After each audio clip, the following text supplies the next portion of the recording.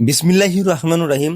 আজকে আমি ঘুরতে যাচ্ছি শ্রীমঙ্গলে অন্যরকম কিছু জায়গায়। এই মাঠটি বড় বিদ্যাবিল আদিবাসীর গ্রামের মাঠ। বিশাল একটি বট গাছ। বট গাছের নিচে কিছু সত্তাবলী আছে। এখানকার প্রকৃতি যেমন সৃষ্টিকর্তার নিখুঁত সৃষ্টি, তেমনি আদিবাসী গ্রামের মানুষগুলো খুবই সরল সোজা। এখানে আসলে এই মানুষগুলোই খুব সহজে আপনাকে আপন করে নেবে। এই মাঠটি বাংলাদেশের শেষ সীমান্তের মাঠ। আসসালামু আলাইকুম। শ্রীমঙ্গল ভ্রমণে এসে আব্দুল আলিম ট্রাভেলের পক্ষ থেকে অভিনন্দন। ভ্রমণ প্রিয়সী মানুষের কাছে শ্রীমঙ্গল অত্যন্ত পছন্দের জায়গা। শ্রীমঙ্গলের প্রতিটি জায়গা, প্রত্যেকটি মানুষ এক একটা গল্প। দুটি পাতার একটি করি শ্রীমঙ্গল ভ্রমণ করি।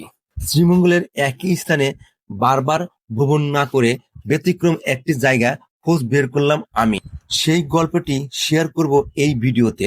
শ্রীমঙ্গল শহর থেকে খুব ভোরে আমি এখন শ্রীমঙ্গল শহরে রওনা দিলাম বড় বিদ্যাবিলে। গুগল ম্যাপে দেখলাম এখান থেকে 17 কিলোমিটার। এখন আমি যে রাস্তা দিয়ে যাচ্ছি দুই পাশে কৃষ্ণচূড়ার গাছ। বিডিআর মোড় পর্যন্ত এসে হাতের ডান দিকে যে রাস্তাটি গেছে, এই রাস্তাটি বর্তমান ভাইরাল রাস্তা। অনেক সকাল, অন্ধকারেও এই রাস্তার সৌন্দর্য দারুণভাবে প্রকাশ পেয়েছে, যেটা এই ভিডিওর প্রমাণ। আমি এখন যে ব্রিজটির সামনে দাঁড়াচ্ছি, ব্রিজটা ছোট। এই ব্রিজটা ব্রিটিশ আমলের তৈরি। এখানকার লোকাল মানুষের কাছ থেকে শুনবো এই যে ব্রিজটার ইতিহাস আর এই জায়গাটা কোথায়। আমি অলরেডি চাক গবেষণার ভিতরে ঢুকে গেছি। চাক গবেষণার ভিতরে যে রাস্তা আছে সেই রাস্তাতেই আছি। আর এখানে লোকাল মানুষের কাছ থেকে শুনবো যে এই জায়গাটি কোথায়। আর ওনারা বলতেছে এই ব্রিজটা নাকি। যে আপনার নাম কি?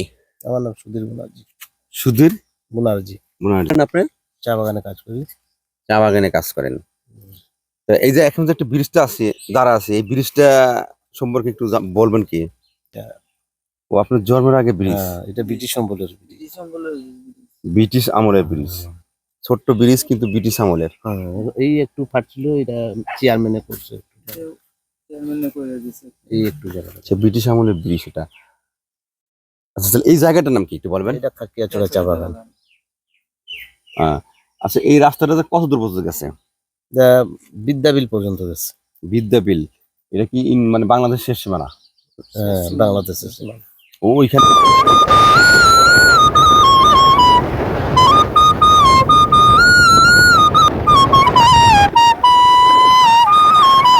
এই মোড়টার নাম কি? রাজঘাট। রাজঘাট। বিদ্যাবিল যেতে অনেক চৌরাস্তা পাবেন, আপনারা কিন্তু লোকাল লোকের কাছ থেকে জিজ্ঞাসা করে নেবেন, না হলে পরে ফেরার পথে আপনি ভুলে যাবেন কোন রাস্তাতে গেছেন, আপনার মনে নাও থাকতে পারে। রাস্তাটা কোন দিকে গেছে? এটা শ্রীমঙ্গল। এখান থেকে শ্রীমঙ্গল গেলে কাছে হবে না এখান থেকে কাছে হবে? এটা শ্রীমঙ্গল কোথায় উঠবো?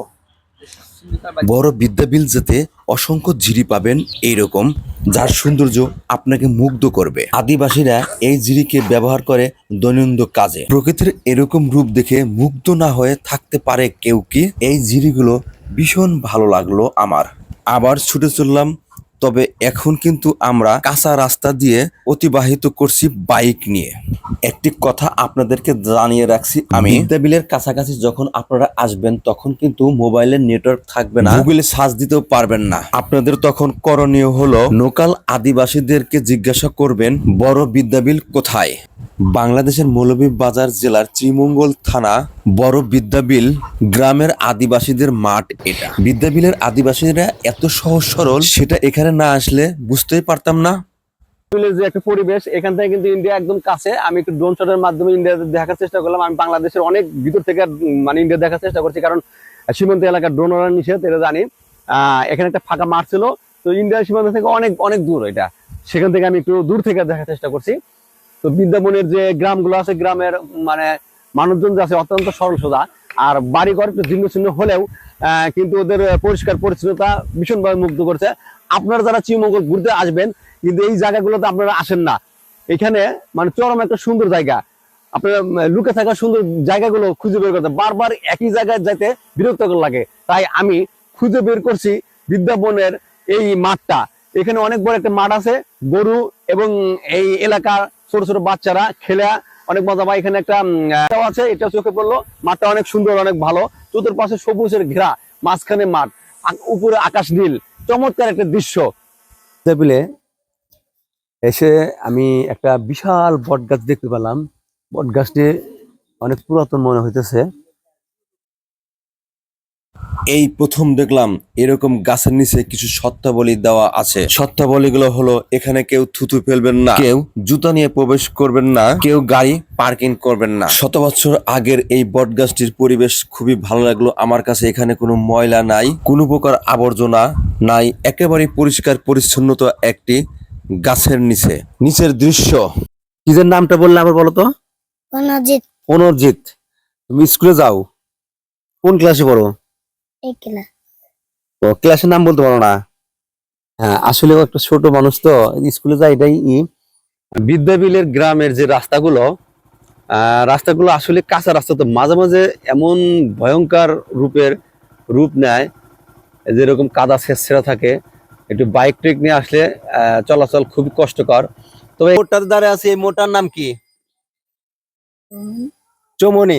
চৌমনি মোড়, বিদ্যাবিল চৌমনি মোড় না? সনাতন না? এখানে ম্যাক্সিমাম কি সনাতন ধর্ম বেশি না? ওই আপনি কি কাজ করেন? চা পাতা তুলেন। দিন কত টাকা ইনকাম হয় আপনাদের? হাজিরা হয় না অনেক সময়। হাজিরা? হাজিরা কত টাকা? হাজিরা হইল 177। 177 টাকা। আচ্ছা, আমি শুনছিলাম কত কেজি চা পাতা উঠালে 177 টাকা হাজিরা ওঠে? 24 কেজি। 24 কেজি। আপনি আপনি সবচেয়ে বেশি কত কেজি তুলছেন? জুন মনে করে সেকশনে পাতা পাওয়া যায়, এই সেকশনে 80-90 কেজি মতন তোলা যায়। আর যে সেকশনে পাতা পাওয়া যায় না, এই সেকশনে মনে করো 60 কেজি 65 কেজি। আচ্ছা, 80 কেজি পাতা তুললে আপনি কত টাকা পাইছিলেন? এটা তো মানে আমরা তো সারা সপ্তাহ অ্যাকাউন্ট করে এক সামনে দেই।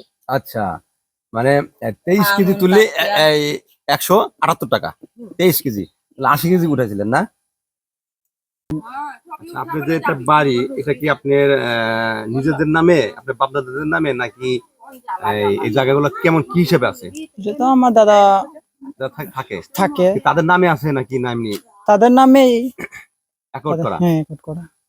নাকি সরকারি জায়গা বা কোম্পানি জায়গা? এটা কোম্পানি জায়গা, তবে আমাদের মনে কর এখানে তো কোম্পানি আমাদেরকে জায়গা দিয়েছে থাকার জন্য। হ্যাঁ, থাকার জন্য। যদি আচ্ছা, কোম্পানিটা এরকম কথা আমি অনেকজনের কাছে শুনতে পাচ্ছি, কিন্তু কোম্পানিটা জায়গা দেয় যে, মানে কোন ধরনের লোকে কিভাবে জায়গা দেয়, মানে থাকার জন্য কিভাবে ঘর দেয়? ঘরগুলো উঠাইছে, ঘরগুলো কারা উঠাইছে? সরকারি কোম্পানি? হ্যাঁ, কোম্পানি সরকারি ভাবে উঠানো? হ্যাঁ হ্যাঁ।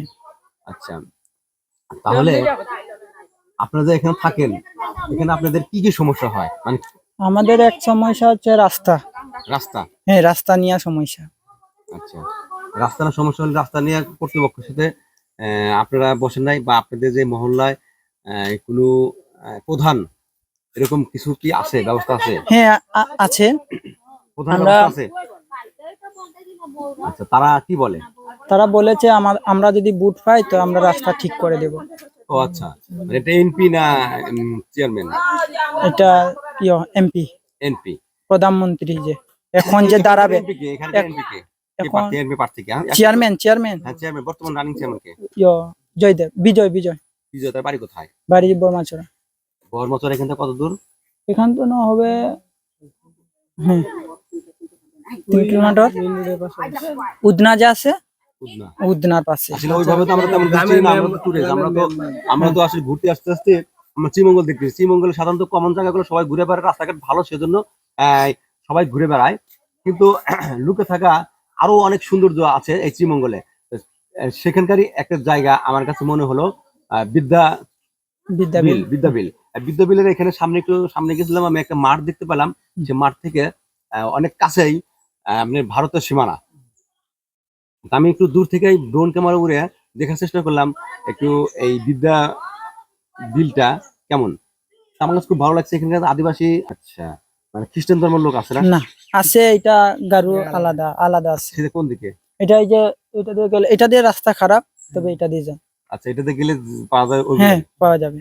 আচ্ছা, ঠিক আছে, ধন্যবাদ আপনাকে। নিজের নামটা বলছেন? আমি খুকন। খুকন ভাই। খুকন ভাই অনেক হেল্পফুল আমাকে। শুনি। আপনি একটু বাসি শুদ্ধ শুনি। আচ্ছা,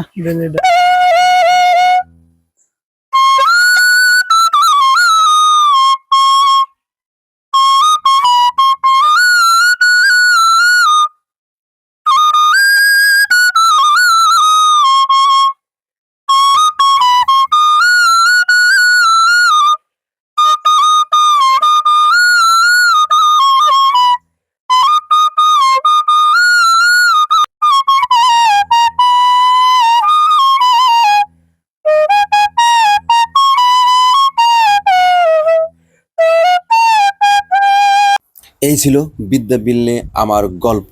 যদি ভিডিওটা ভালো লেগে থাকে আর ইউটিউব চ্যানেল থেকে দেখলে চ্যানেলটা সাবস্ক্রাইব করে রাখেন, আর ফেসবুক পেজ থেকে দেখলে অবশ্যই একটা ফলো দিয়ে রাখবেন। পরবর্তী নতুন কোনো ভিডিও সবার আগে আপনার কাছে পৌঁছাতে একটা লাইক কমেন্ট শেয়ার করবেন। আপনার লাইক কমেন্ট শেয়ার আমার আরেকটি ভিডিও বানাতে উৎসাহ যোগায়। ভালো থাকবেন, সুস্থ থাকবেন, আল্লাহ হাফেজ।